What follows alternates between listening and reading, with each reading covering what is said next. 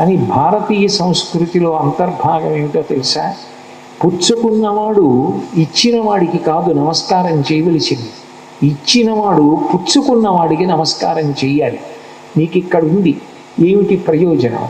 నీకు ఇక్కడ ధనం ఉండొచ్చు, ఊపిరి ఆగిపోయిన తర్వాత ఇక్కడి నుంచి పట్టుకెళ్ళేది నయా పైసా లేదు.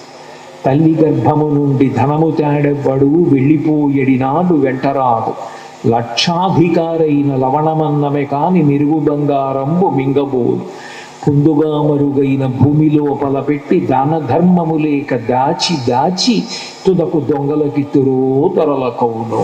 తేనెజుంటీగలీయవా తెరువరులకు భూషణ వికాస శ్రీ ధర్మపుర నివాస దుష్ట సంహార నరసింహ దురిత దూర అంటాడు శేషప్ప కవి. దాచినది మనతో రాదు, నేను ఇచ్చినది ఏదుందో అది పుణ్యమై నాతో వస్తుంది. నేను అమెరికా వెళ్ళాలి అంటే ఇక్కడ ఉన్న రూపాయలు ఎన్ని మూట కట్టి తీసుకెళ్ళినా అక్కడ పనికిరావు. నేను వీటిని డాలర్లుగా మార్చుకుని పట్టుకెడితే అక్కడ నాకు ఉపయోగపడతాయి.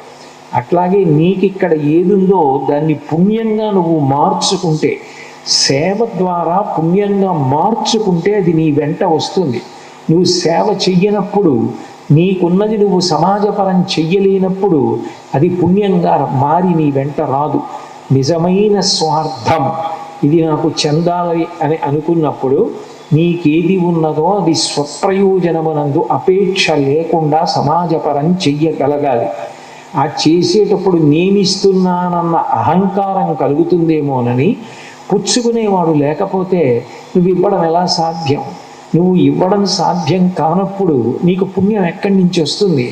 అందుకని నారాయణుడే నీ దగ్గరికి వచ్చి పుచ్చుకునేవాడిగా నిలబడ్డాడు తప్ప నాది కాదు గొప్ప. నారాయణుడు ఈ రూపంలో వచ్చి పుచ్చుకుని నన్ను అనుగ్రహిస్తున్నాడని దానం చేస్తారు.